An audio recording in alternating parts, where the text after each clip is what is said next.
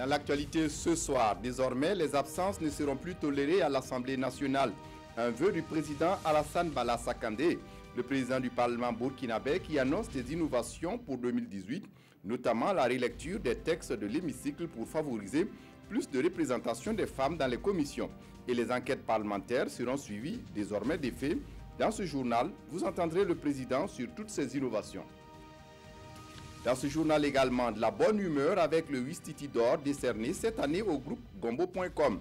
Le Ouistiti, cette compétition d'humour voulue par ses promoteurs à chaque début d'année pour que l'humour irradie tout le reste de l'année.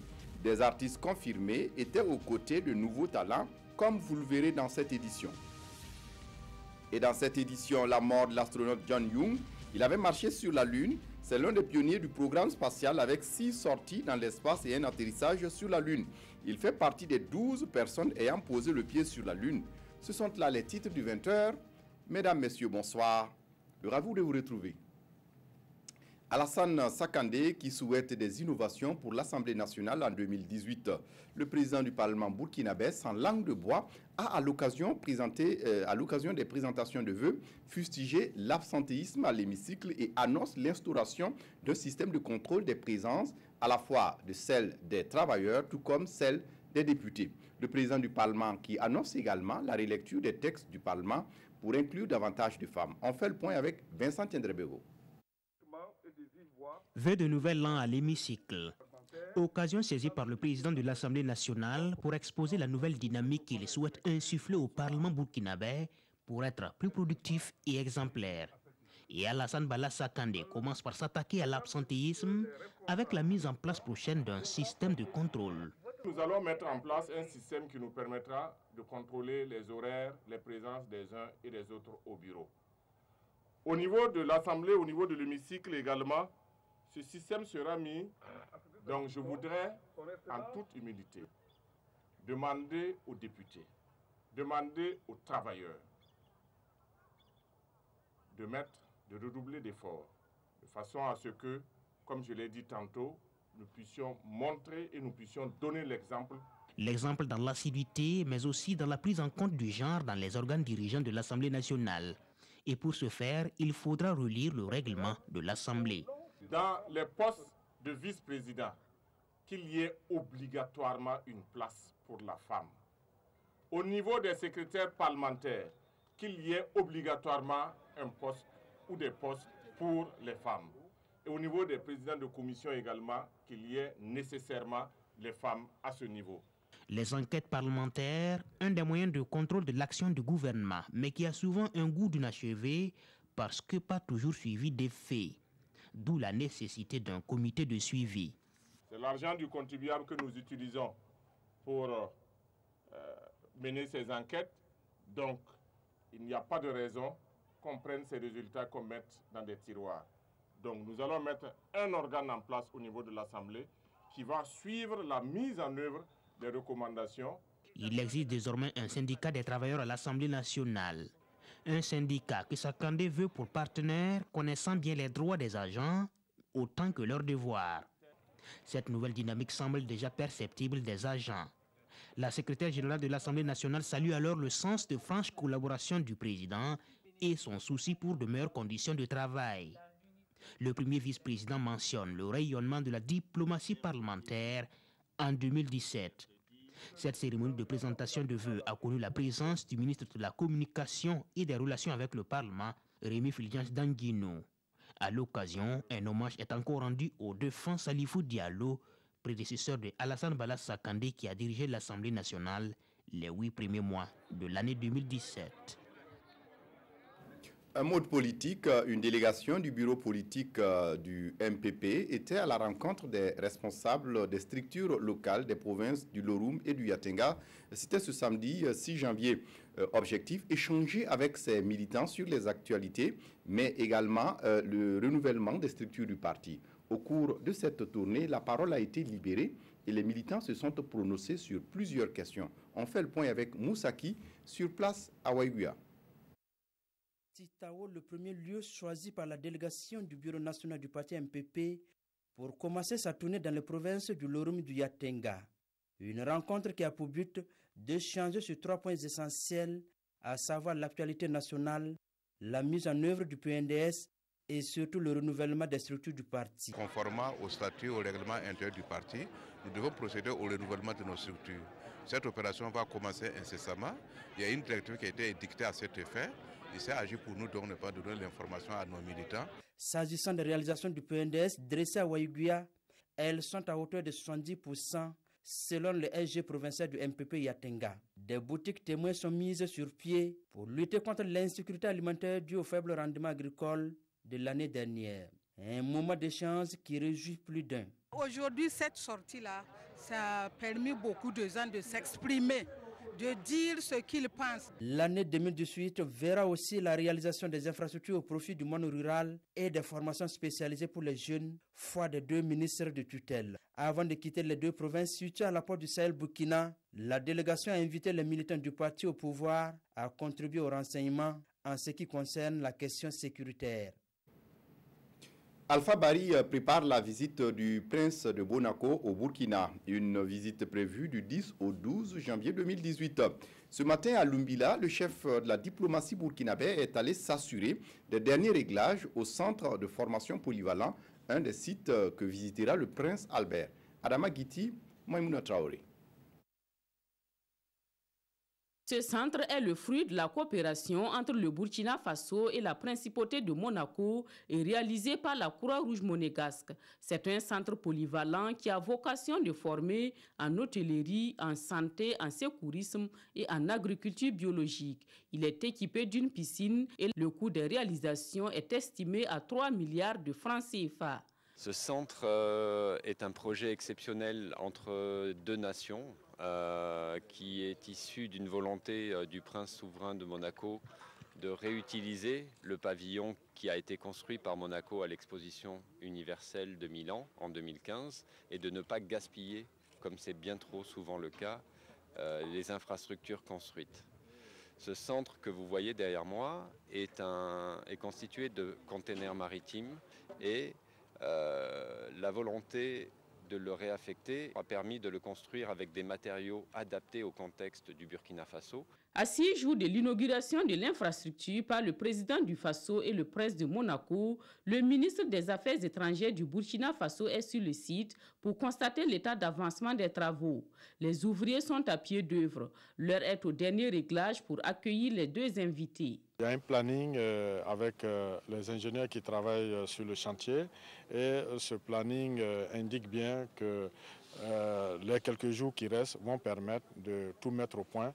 Et vous savez bien, le Burkina a cette habitude. Je fais confiance à aux différentes directions qui travaillent ici, également les différentes directions de la présidence et du ministère des Affaires étrangères qui organisent l'événement. Le Burkina Faso et la principauté de Monaco entretiennent de bonnes relations et elle appuie le pays des hommes intègres dans les domaines de l'éducation, de la santé, du secourisme et de la réinsertion socio-professionnelle. Et puis au Yatenga et au Lorum, la culture de la pomme de terre est une tradition qui date des débuts des années 60. C'est une culture de contre-saison qui rapporte énormément aux producteurs de la région. On produit cette tubercule pour la consommation, mais aussi pour le vendre. Alex Zagré sur place à Waïguia. Ali Sawadro est producteur de la pomme de terre à Tougou dans les Yatenga. Sur les berges du barrage de ce village, il a mis en terre plusieurs variétés de ce tubercule dont le Sahel. La production de la pomme de terre ici est une vieille tradition. Nous avons hérité la culture de la pomme de terre de nos parents. Nous préparons les plants avec du fumier. Ensuite, nous ajoutons de l'engrais avant de semer. Enfin, on cultive et on ajoute encore de l'engrais. Comme Ali Sawadgo, ils sont nombreux à s'adonner à cette activité. Et Titao est la ville par excellence de ce tubercule qui se produit pendant la campagne sèche. Ça fait longtemps que nous produisons la pomme de terre, mais en saison sèche, c'est un tubercule qui n'aime pas l'eau de la pluie. C'est pourquoi nous le produisons en saison sèche. La pomme de terre est aussi l'affaire de l'autre moitié du ciel, ici dans la cité du Fakocher. Kadiso Komi exploite cette superficie dans l'autre versant du barrage de Gualanga, au secteur 5 de Titao. Nous nous battons pour un lendemain meilleur et pouvoir venir en aide à nos enfants.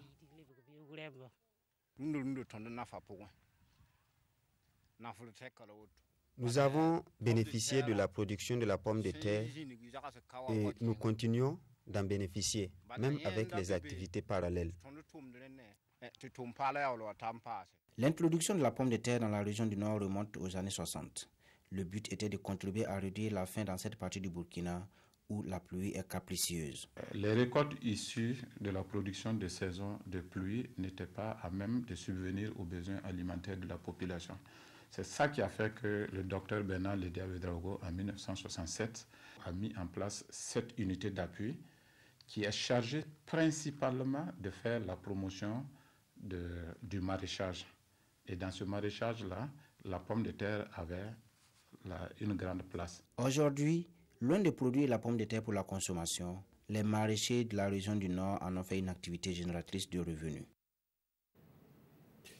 L'ananas n'est pas produit au Burkina, mais le fruit est adoré dans le pays. Non seulement pour ses vertus nutritives, mais aussi thérapeutiques, comme vous allez le voir dans ce reportage de Zalissa Sanfo et de Roger Kam.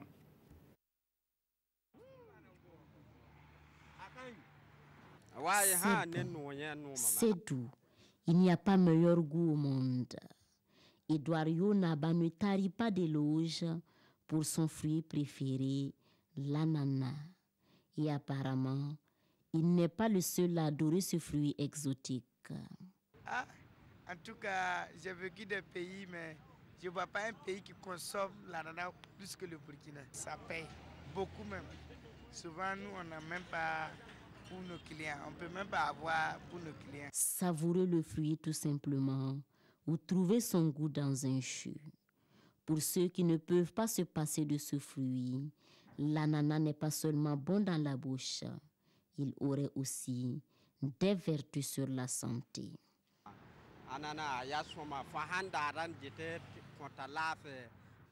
L'ananas est bien pour la santé. Quand tu le consommes, tu te sens léger, surtout ceux qui ont de gros ventres.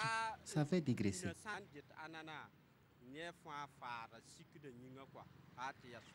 Et il n'a pas tort. Selon les spécialistes, l'ananas est riche en vitamine C. Il facilite la digestion et permet aussi de mincir. L'ananas est aussi un bon anti-inflammatoire et purifie aussi l'organisme. Un bon fruit donc, mais le Burkina Faso ne produit pas de l'ananas. Pour satisfaire la clientèle, il faut aller voir dans les pays voisins. Je préfère d'amener pour le Bénin, sinon pour la Côte d'Ivoire, là, ça ne nous arrange pas. Voilà, c'est trop cher. Puis le convoi est trop long. Une longue distance à parcourir avec un produit périssable. Conséquence, l'ananas se vend aujourd'hui à 500 francs l'unité. Un prix jugé abordable par ces amateurs pour qui le jeu en vaut la chandelle. Dans le journal également, la morosité au marché à bétail de Piela dans la Nyanya, un marché qui n'est que l'ombre de lui-même. Les clients se font rares et l'infrastructure est en délabrement 3 ans seulement après son ouverture. Un manque à gagner pour les recettes de la commune. Constat avec Mamadi Ouedraogo. Ouvert en 2014, le marché à bétail de Piela dans la province de la Nyanya présente aujourd'hui une autre physionomie. Des enclos presque vides, des portes délabrées et des vendeurs qui attendent avec impatience la clientèle. À vrai dire, le marché recule. Aujourd'hui, nous n'avons plus de force et aussi les gens ne savent pas que le marché est ouvert à tous. Si tu viens et tu ne vends pas, tu ne viendras pas demain avec des animaux.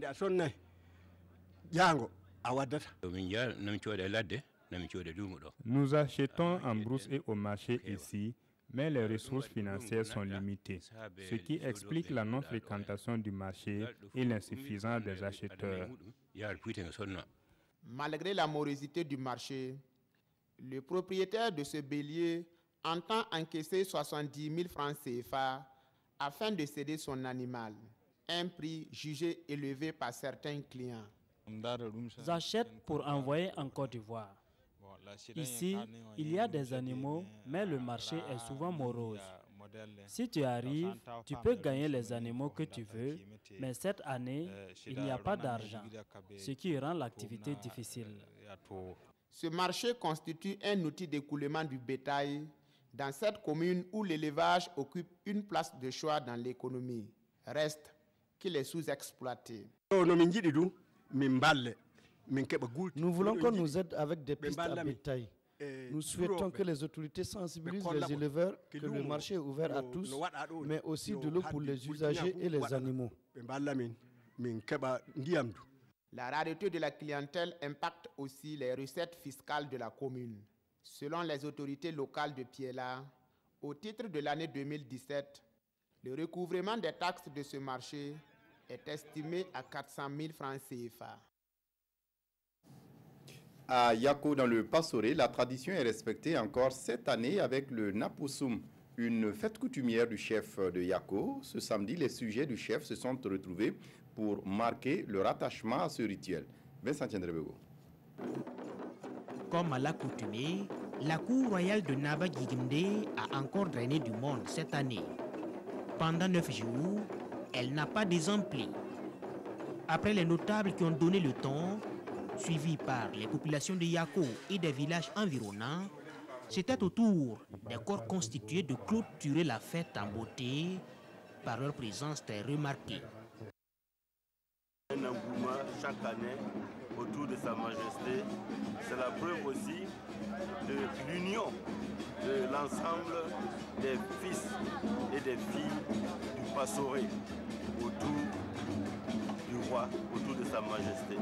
Pour sa contribution à la paix et à la cohésion entre toutes les couches sociales, les corps constitués ont tenu à renouveler leur soutien et leur bénédiction à Naba Gigimde et surtout formuler des vœux pour qu'il puisse garder son élan. Je suis venu dire bonne heureuse à Sa Majesté, lui souhaiter longue vie, beaucoup de sagesse et beaucoup de moyens pour qu'il puisse diriger ce que Dieu et les ancêtres lui ont confié. Des conseils de sages, le chef à son tour en a livré à profusion aux nombreuses délégations. C'est dans une ambiance populaire bon enfant que les fils et filles de la région ont tenu à exprimer leur attachement à leur chef et leur fidélité à leur tradition. La bonne humeur avec le Ouistiti d'or décerné cette année au groupe Gombo.com. Le Ouistiti, cette compétition d'humour voulue par ses promoteurs pour que l'humour irradie tout le reste de l'année. Des artistes confirmés étaient aux côtés de nouveaux talents. Regardez avec Bouma Ernest Nevier. Ça s'applaudit public. Bravo au groupe Gombo.com. Le groupe Gombo.com consacré Ouistiti d'or 2018. En compétition avec Moussa Petit-Cherjean, ses prestations ont séduit le public qui a voté massivement pour lui. Ça nous fait un grand plaisir parce que tout ce que je vais dire, c'est remercier d'abord le bon Dieu qui est le maître de tout et remercier le public qui nous fait confiance. Et nous, avec les bénédictions, nous allons travailler encore pour avoir plus à l'échelle internationale.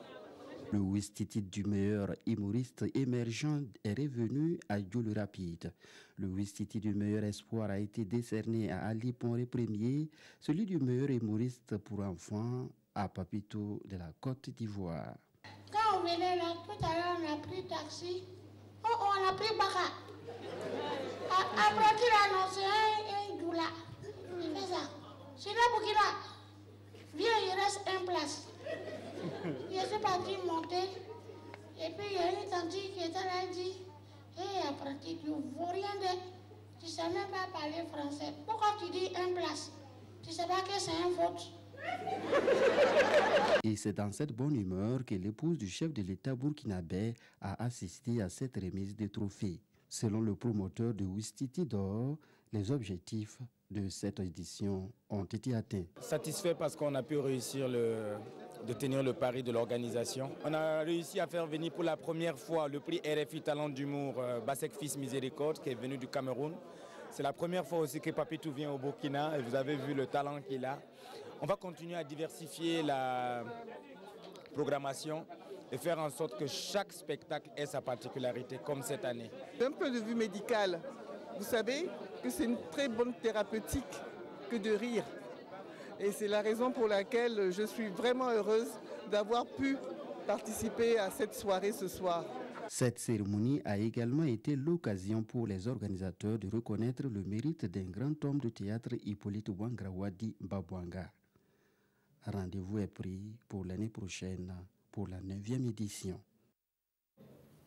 À l'étranger, le monde orthodoxe célèbre Noël. Ce samedi, à travers le monde, les fidèles ont pu assister à la messe de minuit. C'est un Noël sous haute sécurité qu'on a vécu cette année. Le monde orthodoxe a célébré Noël ce samedi. En Russie, les fidèles ont pu assister à la messe de minuit dans les lieux de culte à travers le pays. À Moscou, le patriarche Kirill a dirigé l'office auquel a assisté le premier ministre russe Dmitri Medvedev. Et c'est à Saint-Pétersbourg que le président Vladimir Poutine a assisté à la messe sous l'œil des caméras.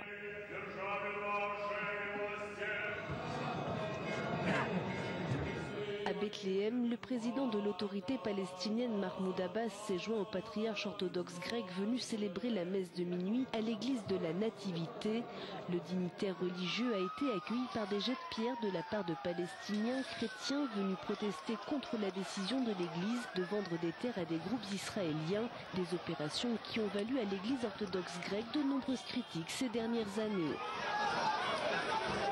Un Noël sous haute sécurité pour les Coptes, régulièrement visés par des attentats revendiqués par des groupes islamistes. Le président égyptien Abdel Fattah al-Sisi s'est joint à la messe de minuit.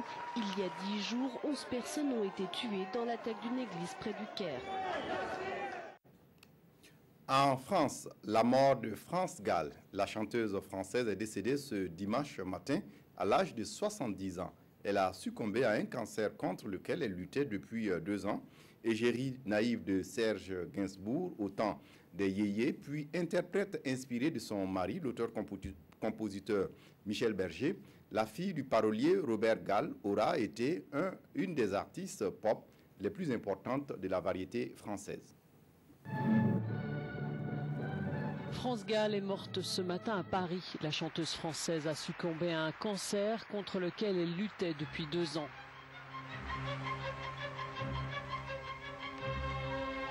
La Lolita française, comme l'appelait Serge Gainsbourg, a bercé des générations avec sa voix à la fois douce et écorchée depuis les années 60.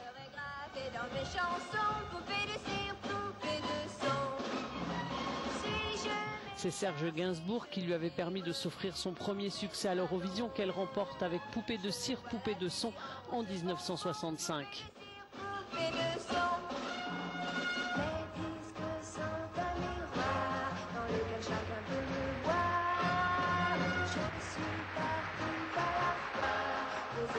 Mais France Gall, issue d'une famille de musiciens, a déjà de nombreux artistes qui écrivent pour elle. Et l'un d'eux, Michel Berger, sera aussi son grand amour jusqu'à la mort du chanteur-compositeur, victime d'une crise cardiaque en 1992.